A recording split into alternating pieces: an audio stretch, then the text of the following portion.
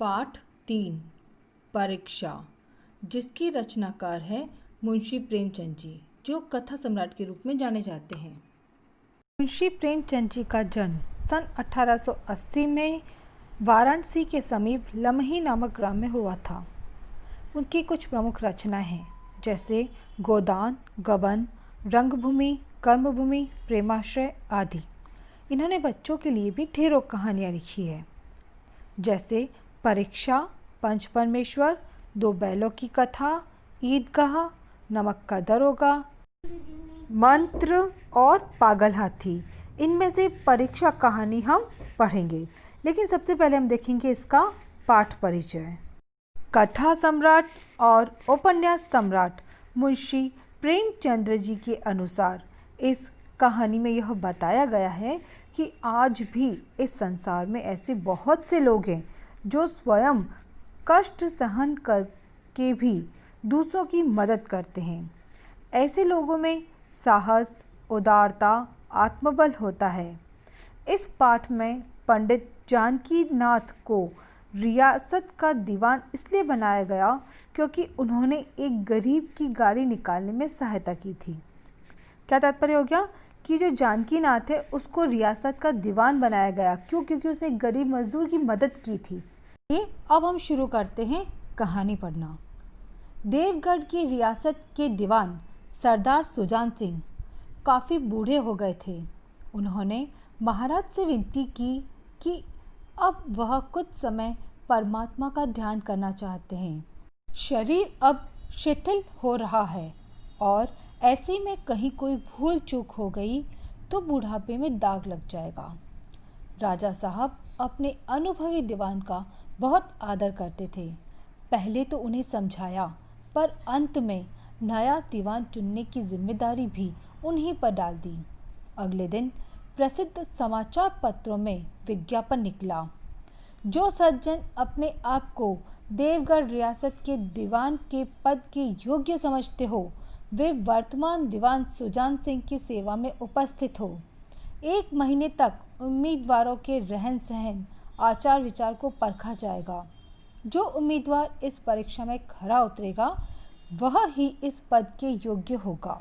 विज्ञापन ने सभी जगह तहलका मचा दिया। सैकड़ों व्यक्ति अपना अपना भाग्य आजमाने के लिए चल दिए।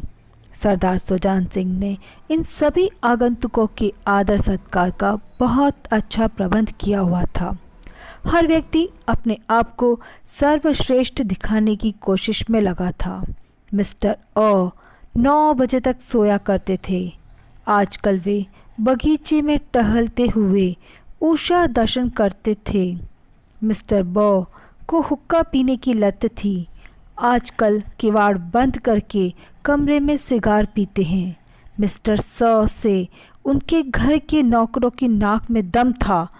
आजकल आप और जनाब के बगैर नौकरों से बातचीत नहीं करते थे। मिस्टर को किताबों से घृणा थी। आजकल ग्रंथ पढ़ने में डूबे रहते हैं।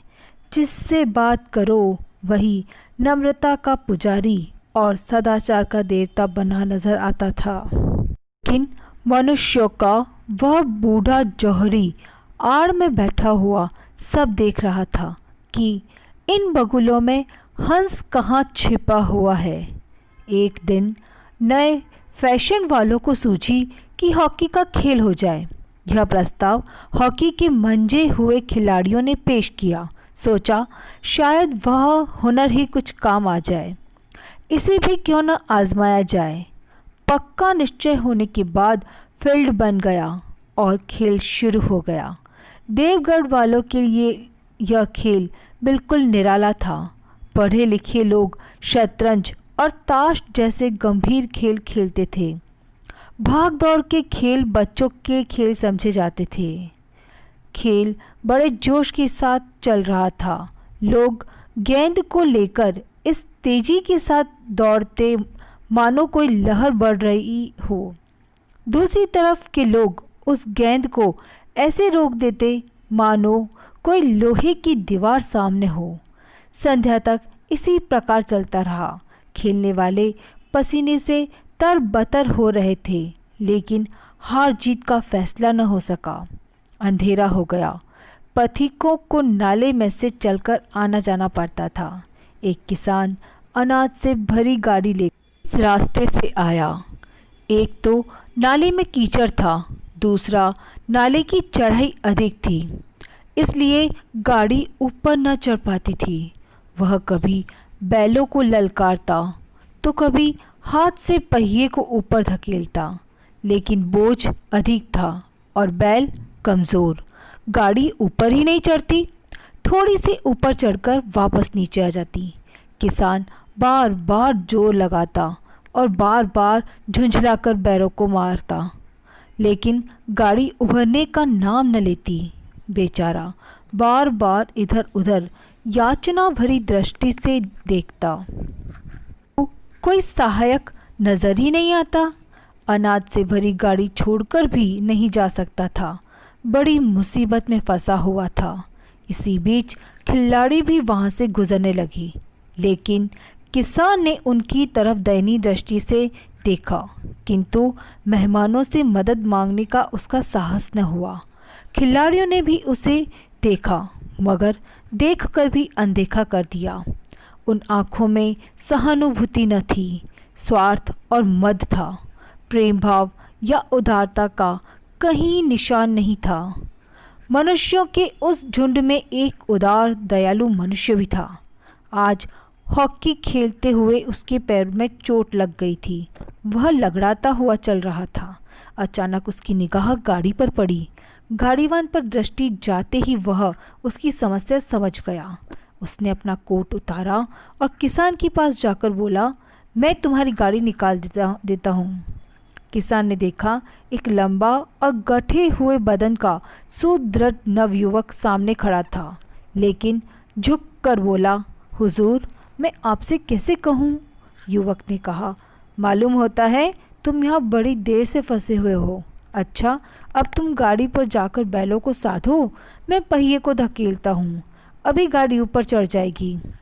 किसान गाड़ी पर जा बैठा। युवक ने पहियों को जोर लगाया। कीचड़ बहुत ज़्यादा था। वह घुटने तक ज़मीन में गड़ गया, लेकिन उसने हिम्मत न हारी। उसने फिर जोर लगाया। उधर किसान ने बैलों को ललकारा, बैलों को सहारा मिलाया। हिम्मत बन गई। उनके कंधे झुकाकर जोर लगाया तो गाड़ी नाले के ऊपर थी। किसान युवक के सामने हाथ जोड़कर खड़ा हो गया और बोला, आज आपने मुझे उबार लिया, नहीं तो सारी रात मुझे यहीं बैठना पड़ता। युवक ने हंसकर कहा, अब मुझे कुछ इनाम देना चाहते हो? किसान ने गंभीर भाव से कहा, नारायण चाहेंगे तो दीवानी आपको ही मिलेगी। यह सुनते ही युवक ने किसान की तरफ गौर से देखा। उसके मन में संदेह हुआ कि कहीं किसान सरदार सुजान सिंह तो नहीं। किसान ने उसके मन की बात भांप ली। वह मुस्कुराकर बोला, गहरे पानी में बैठने से ही मोती मिलते हैं। महीना पूरा होने पर चुनाव का दिन आ गया। उम्मीदवार उषा काल से ही अपनी किस्मत का फैसला सुनने को बेताब थे। परीक्षा में समय कठिनाई से व्यतीत होता है। आज न जाने किसके भाग्य के द्वार खुलेंगे। संध्या के समय राजा का दरबार सजाया गया। सभी उम्मीदवार दिल थाम कर बैठे थे। सरदार सुजान सिंह ने खड़े होकर कहा, दीवानी के उम्मीदवार महाशयों, मैंने आपको जो कष्ट दिया उसके लिए मैं माफ़ी चाहता हूँ।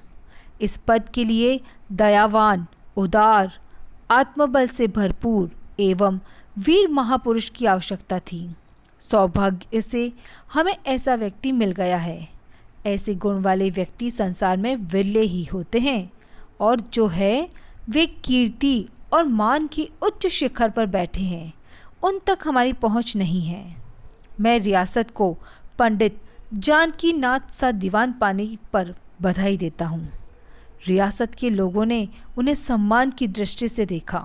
सरदार सुजान सिंह ने आगे कहा, जो व्यक्ति स्वयं जख्मी होकर एक गरीब किसान की गाड़ी नाले से निकालकर ऊपर चढ़ा दे, ऐसे व्यक्ति में आत्मबल, साहस एवं उदारता जैसे गुण भरपूर होते हैं, और ऐसा व्यक्ति सभी का भला चाहेगा। उम्मीद है आप सब भी इस फैसले से सहमत होंगे।